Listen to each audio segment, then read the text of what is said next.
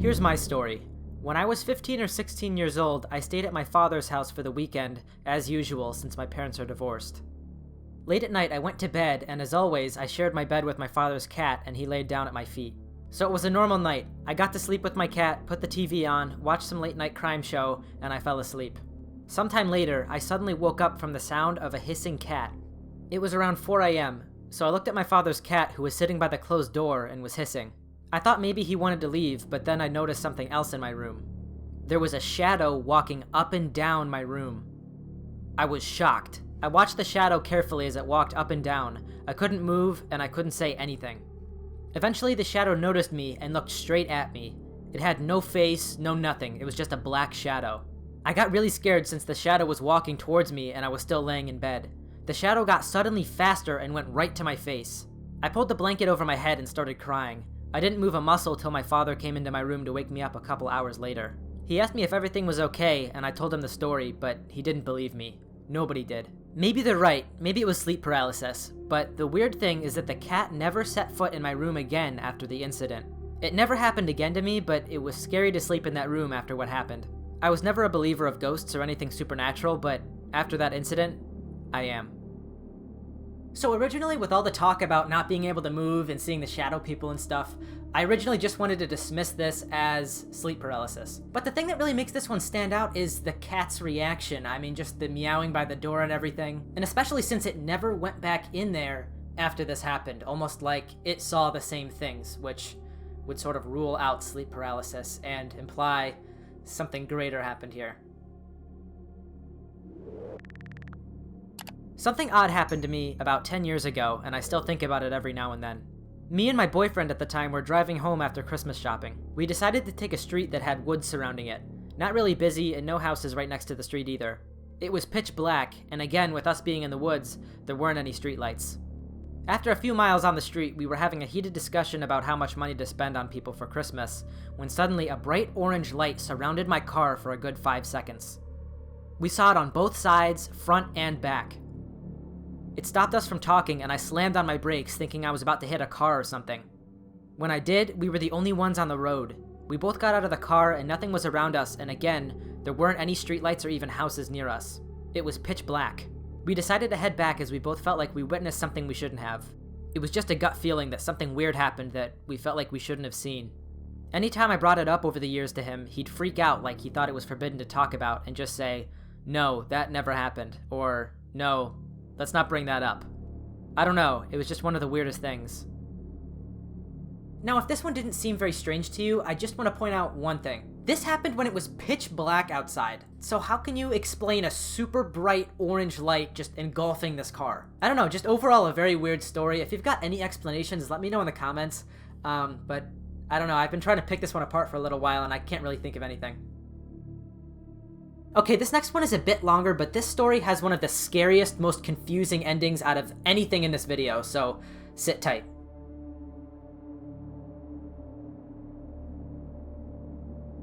I have a story. It's more sad personally, but definitely somewhere on the creepy scale. Basically, something stole the body of my family's dog. A few things to note for this story.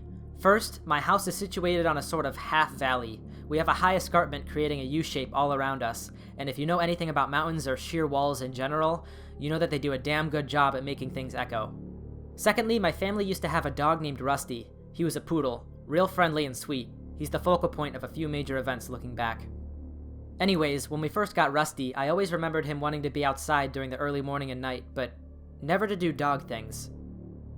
He'd just sit out on the porch and look out into the field behind my house and bark.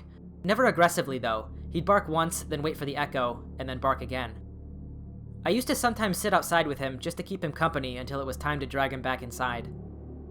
My parents would always just say he was talking to himself because his bark would always echo, and back then that made enough sense for a 6-year-old, but even then, I knew that echoes were supposed to fade out, but Rusty's never did. We unfortunately lost Rusty a few years ago. It was a very sudden diagnosis, and we ended up having to put the poor boy down. Rusty's death hit everyone really hard, and I only bring it up because I need to be clear. When I say we lost Rusty, I don't mean he ran away. He died. I was there. I watched the vet put him down, and the whole family sat with him until he passed away. 3 days after Rusty was put down, the family held a funeral for him.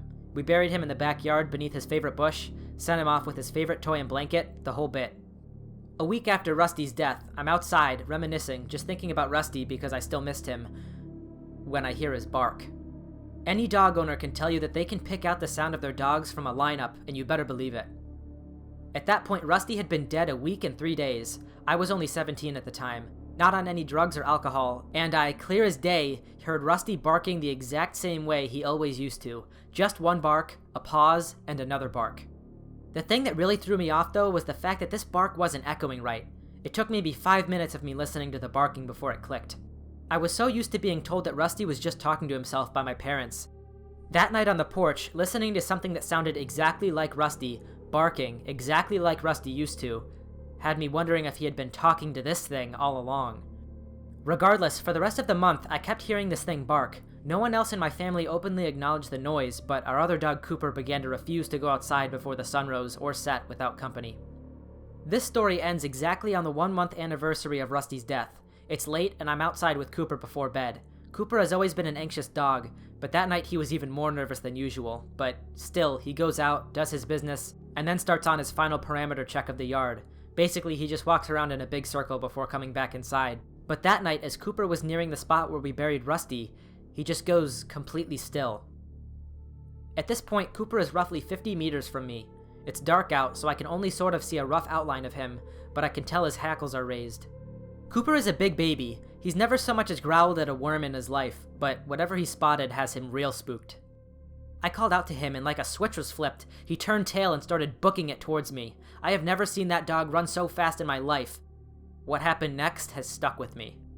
Out after Cooper comes Rusty. But it was all so wrong.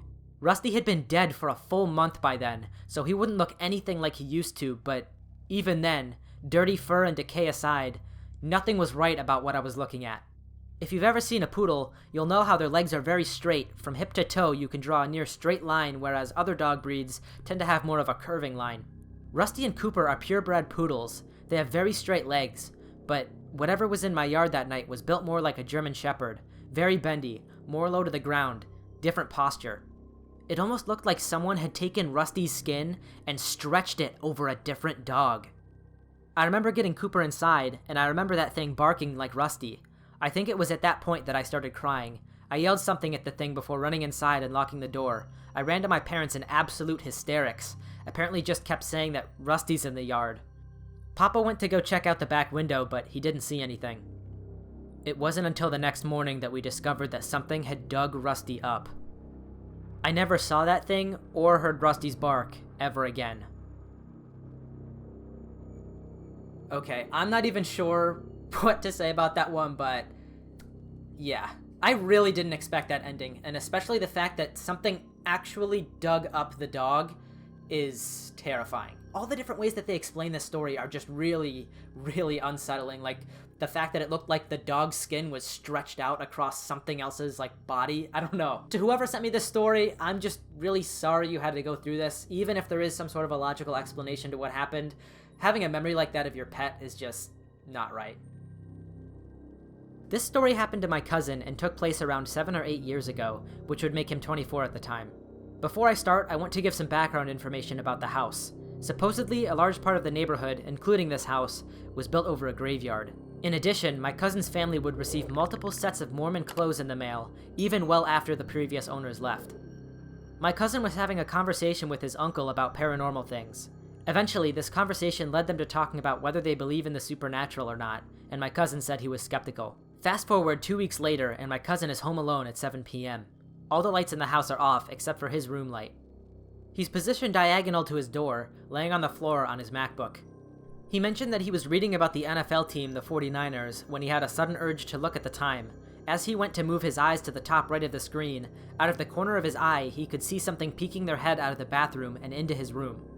My cousin immediately shifted his eyes to this thing, and although he only saw it for 2 seconds, he was able to describe what it looked like. It had a really pale face, almost like a kid's doll. It had hair that was long, but very thin and oily, almost like it hadn't showered in weeks. Worst of all, it had an unnaturally wide smile with missing teeth. Before my cousin could get up to shut the door, the thing went back into the bathroom with its hair visibly flowing behind it.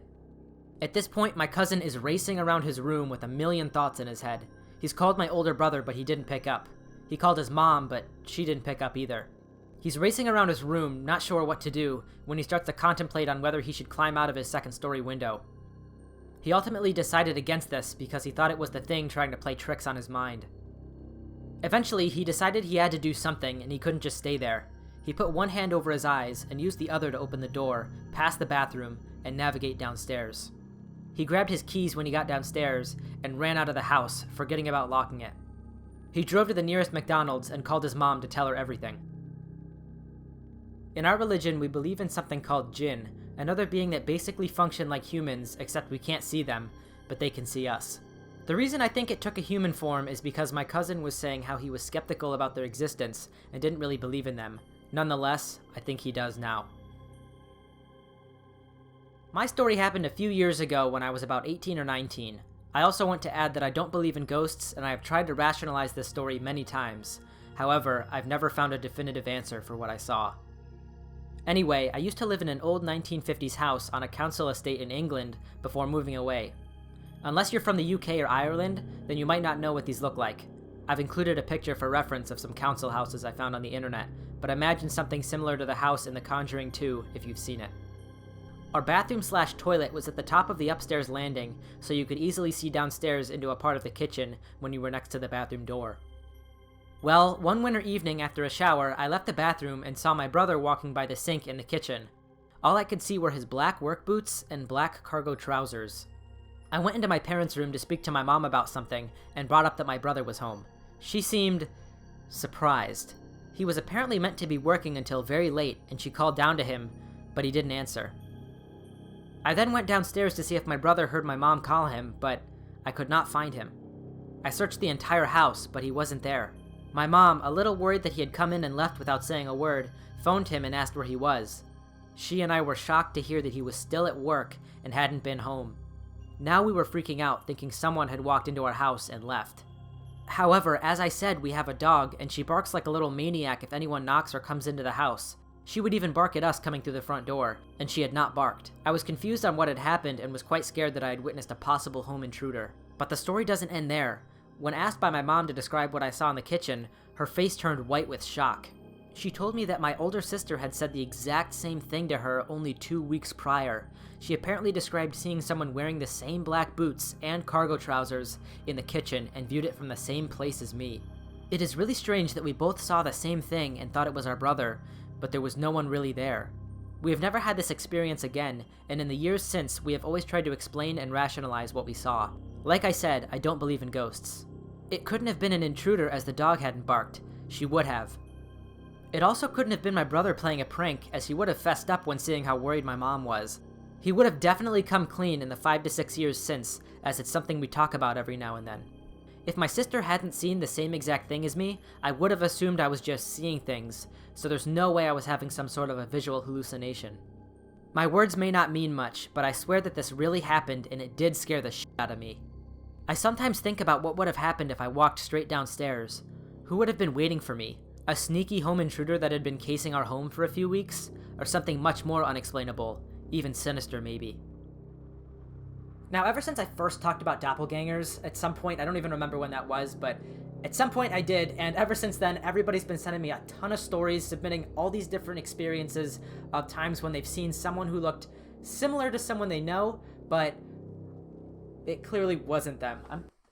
I'm like hearing shit, man. But the idea of just seeing someone who looks like someone you know and isn't, like somebody who's trying to purposely impersonate them, is just... oh, I don't want to think about it. There are some even creepier stories similar to this one coming up in this video, so... oh, I am not gonna sleep tonight. Okay, so a couple months back, I woke up from a deep sleep. This occurred during the middle of the night, and I couldn't move at all. Not one bit. To give a little bit of context, I have a big window right next to my bed, and at night I close all the windows and blinds. Anyways, when I woke up, I heard someone walking right outside my window. The walk was very formal-like. The person took very even steps, if that makes sense. I also heard keys being dangled, almost like the ones janitors have on the side of their hips. This person would never stop at my window, but just kept walking past it, over and over again. This happened for about 10 to 20 minutes, And after that, I heard my dog walk past my window. I could recognize her steps because she often walks past my room, and she walks very lightly on the ground. This happened for another 10 to 20 minutes of my dog doing the same thing this person was doing. Like I mentioned earlier, I couldn't move at all, like not even tilt my head. Fast forward a couple of minutes, all the noises completely stopped. However, there was a shadow at the bottom of my door, outside of my room, and this shadow just stood there for a little bit. After a while, the shadow just opened my door and walked in. I couldn't recognize who it was just a black figure. All of a sudden, this figure was on my bed, on top of me, facing the window and opening it.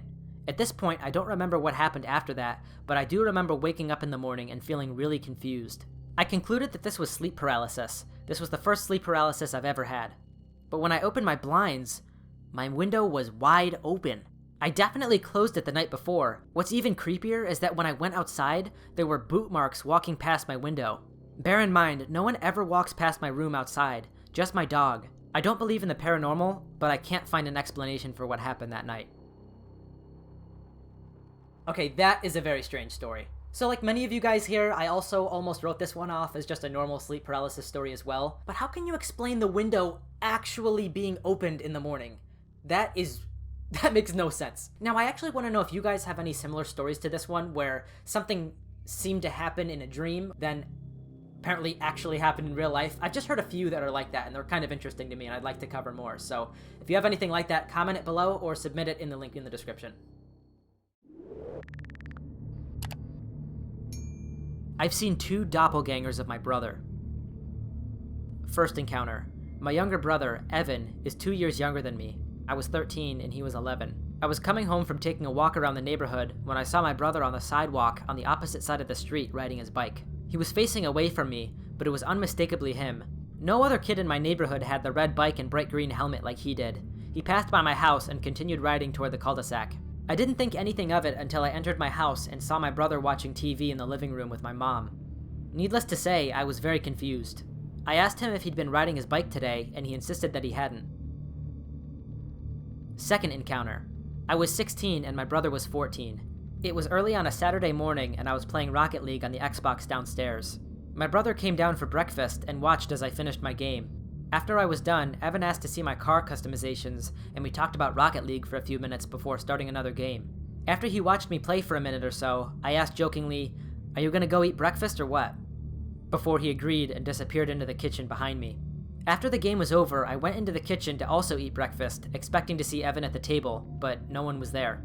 Now, I was really confused because there was no way he could have gone back upstairs without me seeing or hearing him leave. About half an hour later, he came downstairs for breakfast and insisted that he just woke up and hadn't been down at all yet. He didn't remember talking to me about video games or anything else. The first incident could be explained away, but the second still really creeps me out. Alright, this is definitely a strange one. I'm just not sure if I'd classify this as a glitch story or as like one of those doppelganger stories. It's definitely a mind-bending experience though, and it must be really hard to just move on with your day after something like that happens. A little bit of backstory. My mom's current husband has a father who's nicknamed Pac-Man. We've all known each other since about 2012. The first time I met Pac-Man was at his house. I was staying the weekend with my mom's husband to do roof work with him. I had just gotten off the road driving with my mom's husband since 5:30 a.m. and I just wanted to take a nap, so Pac-Man set me up in the recliner in his basement. I remember about an hour going by and tossing and turning, and I heard Pac-Man coming down the stairs, and I could just hear him standing there over me.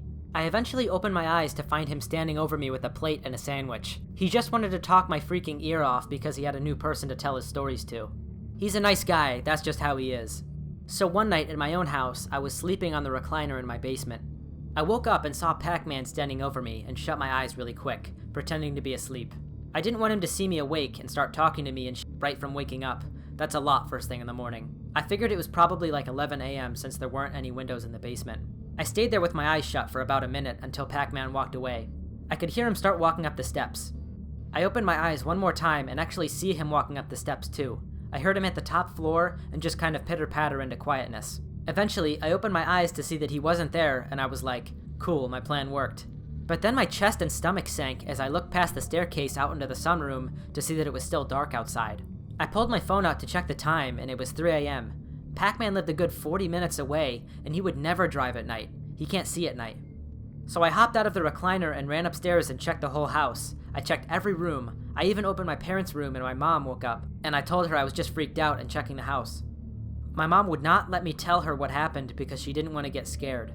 A couple months later, my sister told me that she had seen me walking around, but she claims that it wasn't me. She didn't go into detail about her story. I tried to tell her mine to relate, but she was so terrified that she wouldn't hear it. She wouldn't let me finish because what she had seen was so real that she didn't want to get freaked out and never be able to stay at my mom's house again. I've never seen a ghost, but I have seen a real doppelganger, and I'm telling you, man, I don't know what to say. Alright, what she saw while she was sitting in that recliner was terrifying enough, but even beyond that, apparently her sister also saw her walking around in the house. That just makes this even worse. Again, although this stuff is really interesting to look into, I don't really recommend that you look more into it from personal experience because it is a little bit, there's a lot of mythology and there's a lot of different religious stuff that goes into a lot of these different things, and it can kind of freak you out and psych you out a little bit. You can if you want. I'm just saying you're kind of going into a little bit of a rabbit hole with that, so you've been warned. I have a lot of stories that I could share here, but this one actually has 2 videos that I'll send that show part of the events that transpired. Also, I'd like to make it clear that yes, I know what I did was very stupid, and I have learned my lesson and won't mess with things like I did. My mom already gave me quite an earful about it. This was in 2020, and I had seen a TikTok video of someone using candles to, quote, communicate with a spirit that was in their house. And my dumb self thought, huh, that sounds like a cool idea. So later that night, after both my mom and her boyfriend went to bed, I lit some candles on a mini shelf with some cool dragon figurines and swords displayed. It's important to note that I waited until the air conditioning shut itself off, my fan was off, and my door was closed so the air was completely still. I then asked something along the lines of, is there anybody that would like to talk to me? And if there are any wandering spirits that need to rest, you may stop here. That is where I messed up looking back, as I meant to say they could stay for like a few minutes, but never clarified that. I kept saying that if anyone's here, please interact with the candle on my left to communicate with me. After a bit, while the other 2 candles are still, the one on the far left begins to flicker wildly back and forth, while the other 2 that were right next to it stayed perfectly still. Very surprised, I grabbed my phone to take a video of it. After a while of this, I stand up to blow out the candles and say something like, thanks for stopping by to talk with me. Then all 3 candles start acting up, but not at the same time. Each candle would literally take turns flickering and growing super tall as I sat there and watched. After a few minutes of this, it hits me that I should be recording this, which I then did. I eventually blew out the candles and mostly forgot about it. Then, my new accidentally invited ghost pal decided to make itself comfy. I think it was maybe 2 or 3 days later, but I was in the shower after fencing practice around 8:45 p.m. when I hear on the side of the house, right on the outside of the wall the shower is next to. I immediately think it's my mom's boyfriend trying to scare me, so I ignore it. Then I hear my mom call out, "Was that you? Are you okay?" I called back out, "No, that was on the side of the house." I quickly finish up, get changed, and go out into the living room and explain that no, it wasn't me. It sounded like it was someone who was banging on the side of the house, and I assumed it was my mom's boyfriend, who I'll call David. David is sitting in his recliner with a blanket and my cat on his legs, looking very comfy and not at all like he was just outside trying to scare me. When I tell him that I thought it was him, he denies it along with my mom, who told me she's been sitting since we got home from practice. We're talking about it when, a few minutes later, we hear a banging again, but instead of the side of the house, it's on the glass sliding door that leads into the backyard. We have blinds over it so we couldn't see anything, but it was the very distinct noise of someone banging on the slider with their hand. David immediately goes into his bedroom, grabs his pistol, and heads outside to check. He comes back in and says there was nothing out there. It's at this point I remember what I did a few nights ago, and realize I might have invited an unwanted house guest to stay with us. I wait until David leaves the room so I can sheepishly tell her my very, very stupid mistake. She's immediately a mix of mad and confused, like, why in the world would you try to summon something? And to my dismay, immediately tells David, who begins lecturing me about bringing spirits into this damn house. Over the next few days, we hear banging and knocking in various different parts of the house. My mom said she'd take care of it. She and David go to bed, and here's the part that quite literally cannot be rationally explained by me, Mom, or David. My parents have a small humidifier on their dresser that they turn on at night that has a switch. I think it's called a toggle switch or something similar because it has 3 different settings you can flip the switch to. They have it on the far left switch, which quietly humidifies the room. The middle switch turns it off, and the far right turns it on with a little nightlight. It was a few minutes after they settled in, not yet asleep, when they both heard an incredibly distinct click, click, and just then, the nightlight turns on. They told me they both looked at each other, and David said to her, "You've got to be f***ing kidding." They wake me up to tell me what happened, which again, is most likely the result of my stupidity a few nights prior. There's literally no way it could have done that on its own, since the switch is old and it takes a little force to turn on and off. The next day, my mom buys some black candles for protection and said she's done something to get rid of the spirit, and since then, there have been no other issues. Alright, I've been waiting for a while to talk about this one. So again, looking back at that video, I cannot pull apart how one single candle was flickering and the other two were just completely still. Not only that, she specifically asked it to move the left candle, and that's the only one that moved. The others, which were right next to it, stayed completely still for the most part. This person also sent in a video of their room where they showed how the air vent was closed during the time, the window was closed during the time, and even the door was closed, so it's very hard to see how an air current would have caused any of this. I have had multiple strange stories in my house, but these two in particular had me scared for sure. It was my youngest sister's 4th birthday, and we had decided to invite our friends over. I vividly remember my mother combing her hair and asking me to grab a deep red bow to finish off her look. It's worth mentioning that my parents' room is directly straight from the top of the stairs, and once you enter the room, you could enter the bathroom, all by walking in a straight line. I started walking up the stairs, looking at my feet before turning my face up to meet the bathroom door, as always. Except, the bathroom's door was slightly open, and a woman with straight long hair and long nails scraping the door stares at me with a huge smile. Scared, I started blinking rapidly until she went away, and I stood there in shock, scared for my life. Fast forward to earlier this year when I was taking a nap in my bed. My parents were not home, and it was time for Maghrib, sundown prayer for Muslims, and the adhan goes off, a call to prayer, while I hear my parents come down and my siblings call me down. I shout downstairs annoyed because of the half-sleep state I was in, and after a minute or two, I decide to go wake up anyways, and I open my eyes.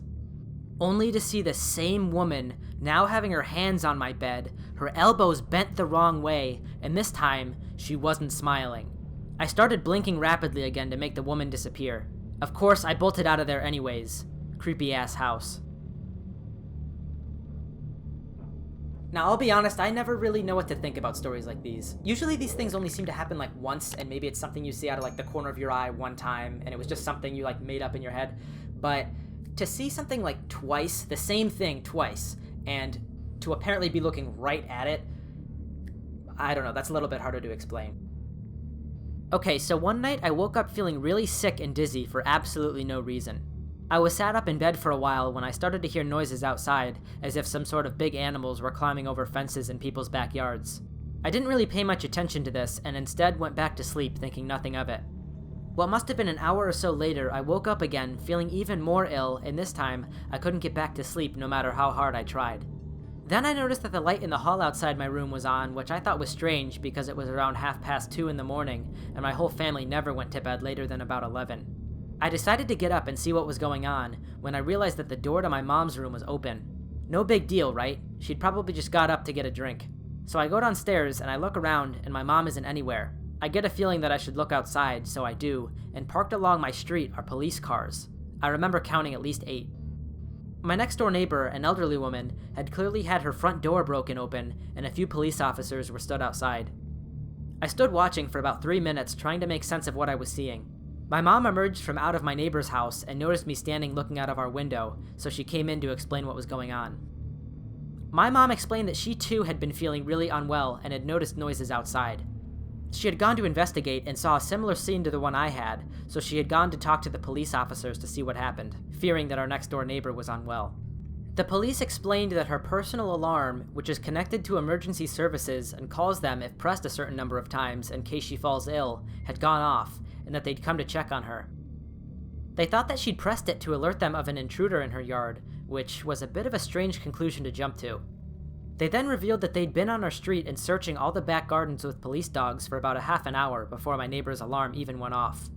The police were adamant that they couldn't say why they were searching in our back gardens, but taking into account the sheer amount of officers and police dogs, it was clearly something extremely dangerous. The strangest part of this whole situation, though, has to be this. My 90-year-old next-door neighbor swears that she never pressed the alarm and that it was lying on her bedside table as she was sleeping. She was woken up by the police breaking down her door to check and see if she was okay, and when they explained to her the reason why they'd come in, she became extremely confused and repeatedly explained that she hadn't pressed the alarm. She doesn't have Alzheimer's and is not easily confused, so the fact that she swears she didn't press the alarm is extremely bizarre.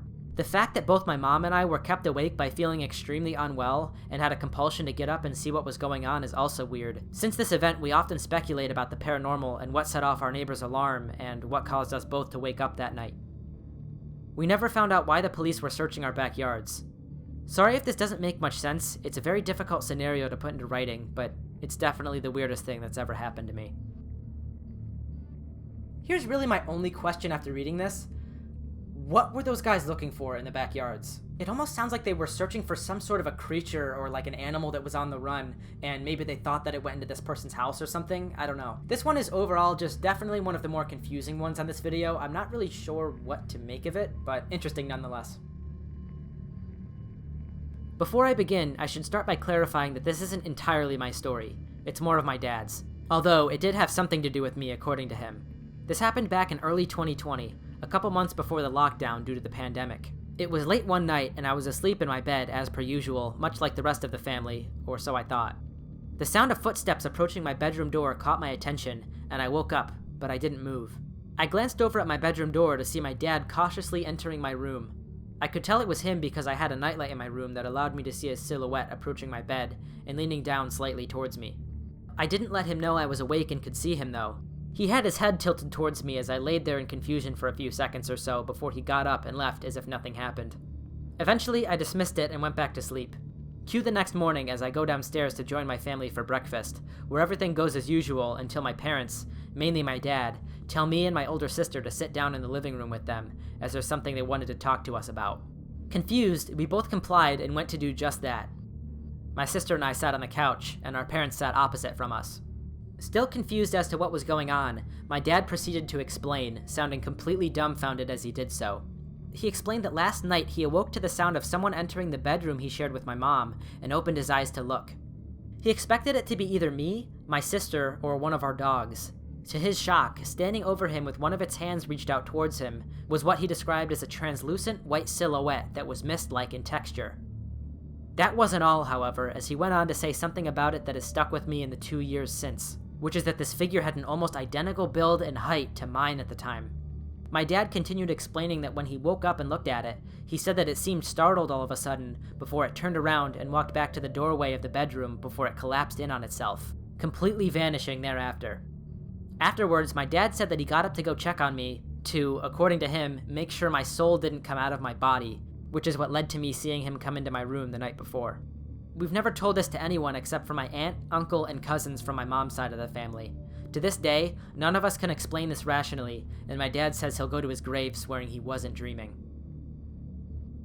This one would have definitely freaked me out personally because the dad was serious enough to literally call like a family meeting to talk about what he saw. I don't know about you guys, but whenever we used to have like a sit-down sort of discussion in our family, it was usually something very serious. Again, it's sort of like how strange it can be when like you see your dad cry or something.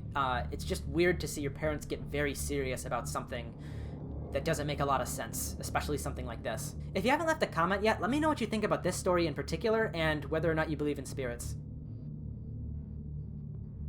When I was pretty young, I found that a particular floorboard was loose in the main living room.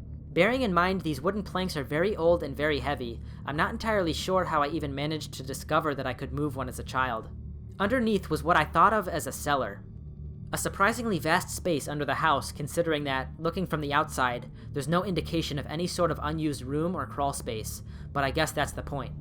Anyway, as a child, I was fascinated by the hidden cellar that I'd discovered. I vaguely remember seeing some stuff being down there, but had no way of investigating further as they were too far down, and I was vaguely scared of even sticking my hand down there anyway. But that wasn't the strange part. It was the fact that after a while, I bored of my discovery and soon moved on to other things and eventually forgot about it altogether. Years later, we had a rug and a TV that pulls out to stand over that area, and some years ago I must have been hoovering around there and remembered my old secret cellar. Except, when I moved everything and examined the space I was sure had been the opening, it was gone. The indent wasn't there. That section of the floor looked almost alien to me, There was no sign of any work done or anything, and I even asked my parents about it, who definitely knew I'd found the loose board as a child, and they said they knew nothing, and no work or fixing of any kind was ever done. A strange memory to say the least, and I want to believe it was just my childhood imagination, but I remember it so vividly because of how seemingly random of a find it was. But if it was real, why would my parents act like it never existed? I don't know, but it's weird, and I still wonder about it sometimes.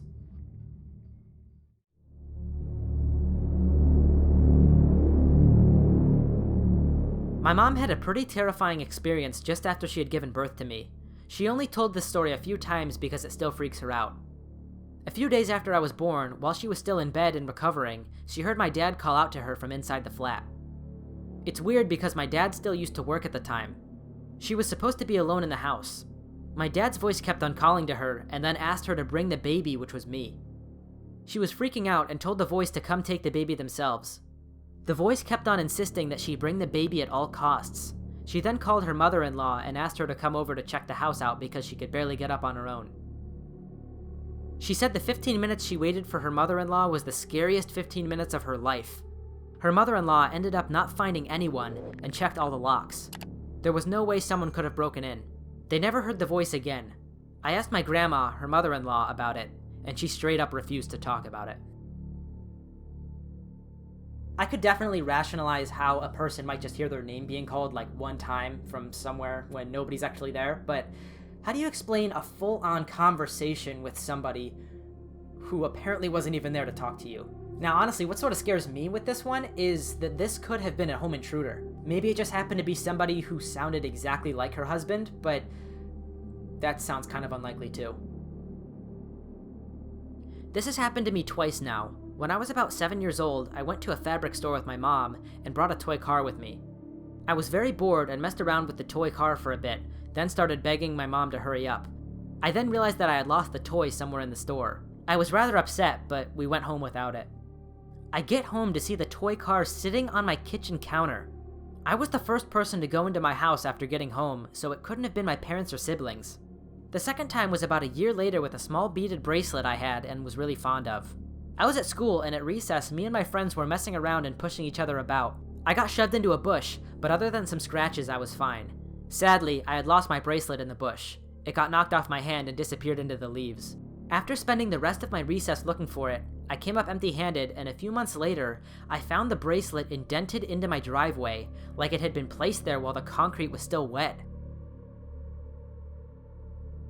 Alright, these next few stories are actually coming directly from the YouTube comments. I don't usually do this, but over the last couple videos, you guys have posted some insane experiences, so we're gonna take a look at some of those now. So I'd like to move a little bit away from those doppelganger stories, just because we've had a lot of them, but if you have any creepy or interesting or kind of glitch stories and you'd like to have them show up on the channel, there's actually a link in the description to a Google form where you can submit your whole story and actually probably have a good chance of showing up on the channel.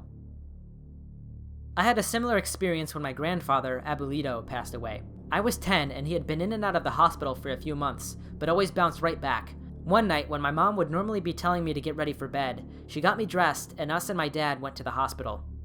He was sinking, and fast, and the crazy thing is that he was doing great the day prior, so much that we played our invented board game and ate a huge meal at the hospital. The whole family was there, and I remember being there until 11 p.m. I had fallen asleep and my mom decided to take me to my grandparents' home nearby so I can sleep in a bed at least. On our car ride home, my mom asked me what I would do if he died that day, and I answered honestly, I don't know. We get there and I get comfortable and fall asleep. I dreamt of a big green field of slightly unkempt grass and oak trees as far as the eye can see. The sky looked almost like we were inside a cylinder. I don't know, the sky and ground kind of blended. It was odd. I realize I'm sitting on a bench and I look to my left to see my grandfather in his Sunday best, the tan suit, tan hat with dark-colored ribbon wrapped around the crown, and his shiny black Oxford-looking loafers that he took care of every day. We just sat there, looking off into the field. It was quiet and serene. I would look at him occasionally, and he'd be looking at me with a soft smile on his face. Then, just as soon as it started, he got up and I followed. He turned to me, taking his hat off, leaned down and kissed my head, and said, "I loved you. It's time to go," in his thick Mexican accent. Side note, when he was around, he started learning English with me, and he loved the way I'd laugh, and I loved how goofy he sounded. It made it more special, I suppose. When he put his hat back on, suddenly we were several feet away from each other, and there was now a black metal fence separating us. I reach out and grab onto the bars as he waves at me, turning around, and walks into the never-ending grass and tree field. I didn't beg him or anything, but I wanted to go with him. He was my best friend. He was more than just my abuelito. He might as well have been my father, too. Special thanks to my absentee father. My mom woke me up before 4 a.m. and told me to put on my coat because we were going back to the hospital. However, something felt different. I kept replaying my mom's question over and over. It was like I knew he was already gone. I just needed someone to confirm it. When I got there, the doctor came out and told us that he had indeed passed away. They had tried to keep him alive to give my family in California a chance to drive down and say goodbye, but he was gone.